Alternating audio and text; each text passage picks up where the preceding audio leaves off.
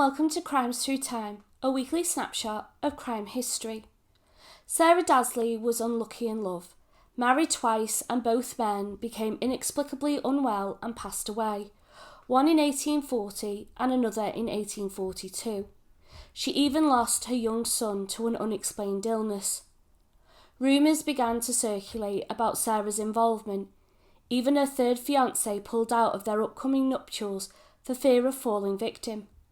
The police investigated, and when arsenic was found in her second husband's exhumed body, Sarah was tried, convicted, and hanged for murder. Let's explore the case of the Potton poisoner. Sarah Reynolds was born in 1819 to Philip and Anne Reynolds. They lived in Potton, Bedfordshire, where Philip was the town barber. When Sarah was 7, her father died, and her mother went on to have a series of relationships with several local men. She grew into an attractive young woman, described as tall with long auburn hair and big brown eyes. Sarah married at 19 to Simeon Mead. They lived together in Potton for 2 years before moving to Tadlow in 1840. A move prompted by the discovery that Sarah was being unfaithful. Shortly after, the couple welcomed a son, Jonah, in February 1840. Simeon was a devoted father who loved his son. But tragedy would strike when Jonah, just 7 months old, would pass away suddenly. Simeon was devastated, Sarah less so. It would be less than a month later, in October 1840, when aged 24, Simeon died. The local community were in utter shock, but this quickly turned to suspicion. Sarah played the part of grieving widow for a matter of weeks before she had moved on, beginning a relationship with 23-year-old William Dazley. The two married in February 1841 and moved to the village of Wrestlingworth. Sarah invited Anne Mead to live with them, a teenage relative of Simeon's. William objected to Anne living there, but Sarah moved her in anyway. The marriage was an unhappy one from the beginning. Sarah continued to conduct affairs just as she had throughout her first marriage. William took to drinking heavily in the village pub. Tensions between the couple grew and eventually spilled over into a huge argument, during which William hit Sarah. She confided in her latest paramour, William Waldock, about the fight and that she would kill any man who ever hit her. She began to tell the neighbours and anyone else who would listen highly elaborate stories of William's drinking and the violence she suffered. William began to feel unwell with stomach pains and vomiting a few days after the altercation. He was attended to by Dr. Sandal, who prescribed a course of medication in the form of pills. Anne acted as his nursemaid, and at first he seemed to be making a good recovery. Sarah was not convinced the medicine William was prescribed was suitable. Anne witnessed her making her own pills in the kitchen at the home.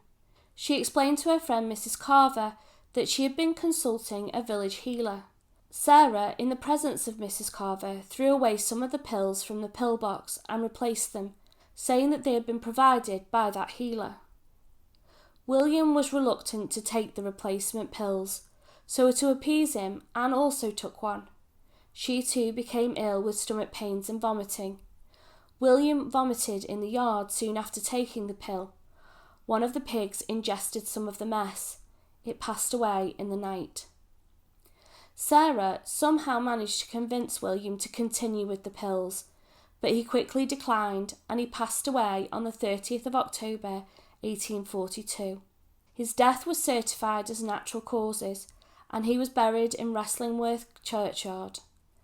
Postmortems were unusual at this time, even when a healthy young man suddenly dies. It didn't take long before Sarah was seen courting another man, this time William Waldock. In February 1843, less than 4 months after her previous husband's death, Sarah was engaged again. Even though the banns had been read for the marriage twice in the church, thankfully William Waldock's friends and family were able to talk him into breaking the engagement and finishing his relationship with Sarah. They warned him about her pattern of infidelity and for her husband to then die. The community firmly believed Sarah was involved in the deaths of William, Simeon and Jonah. These suspicions were formally raised to the Bedfordshire coroner, Mr. Eagles. He ordered the exhumation of the 3 bodies. An inquest was opened on the 20th of March 1843 at the Chequers Inn in Wrestlingworth High Street. Chemist James Marsh had developed a definitive test for arsenic trioxide in 1836, and this test was performed on William's viscera. It was positive. Arsenic was also found in the body of baby Jonah. Unfortunately, Simeon's remains were too decomposed for a reliable result to be determined. An arrest warrant was issued for Sarah. She, anticipating that this might happen, had left for London.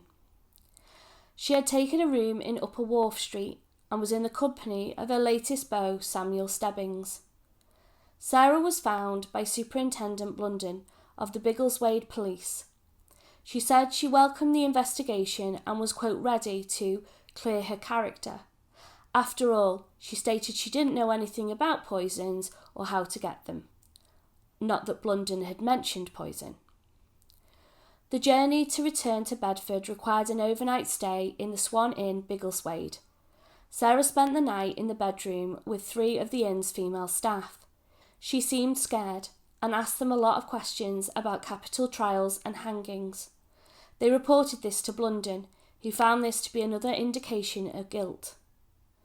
She was sent to Bedford Jail on the 24th of March 1843 to await trial.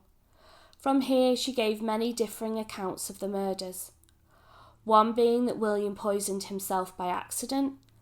Another curious version was that William had poisoned Simeon and Jonah out of jealousy. He wanted to remove them from Sarah's life so that they could be together. Upon finding this out, Sarah then poisoned William out of revenge, which was a strange defence given that she was on trial for the murder of William, so this was actually an admission of premeditation. Neither version of events was taken seriously by the police. Sarah also used her time in prison to learn to read and write, and she began to read the Bible. Sarah's trial began on the 22nd of July 1843. Baron Anderson presided. This was for the murder of William, as the prosecution believed it to be the stronger case. They reserved trying her for Jonah's death, depending on the outcome of this trial. 2 local chemists testified that they had sold arsenic to Sarah shortly before William's death. Anne Mead, William Waldock and Mrs. Carver all took the stand. Forensic evidence based on the Marsh test showed the cause of William's death was arsenic poisoning. Mr. O'Malley acted in Sarah's defence. He put forward to the court that she had poisoned William by accident, in contradiction to her previous statements and at odds with all the other evidence. Sarah, unlike many who lived in rural areas at this time, was not living in poverty. There was no question over whether she could afford to care for her son. The sole motive for all the murders seemed to be that Sarah wanted to move on with her next relationship and didn't want anything or anyone to interfere with that desire. It took the jury 30 minutes to find her guilty, stating William died, quote, from the effects of arsenic administered to him with guilty knowledge by Sarah Dazley, his wife. Baron Anderson said before passing sentence that it was one thing to take the life of a grown man, but to kill her own infant child as well was heartless. She had not been tried for Jonah's death, but it was clear that the court regarded her as guilty of that crime too. He donned his black cap and sentenced her to be hanged. No recommendations of mercy were made, and the Home Secretary, Sir James Graham, did not see reason to intervene. Prior to 1836, executions legally had to take place no longer than 2 working days after conviction. In 1843, it was no less than 14 days was required by law. Sarah's execution took place on the 5th of August 1843 in St. Loy's Street, just outside Bedford Jail. A crowd of between 7,000 and 12,000 gathered. William Calcraft performed the hanging using drop gallows. She left her cell at 10 a.m. to take sacrament in the chapel. The under-sheriff arrived and demanded her body from the governor, and she was taken to the press room for her arms to be pinioned. She walked through and then up onto the gatehouse roof and put onto the gallows platform.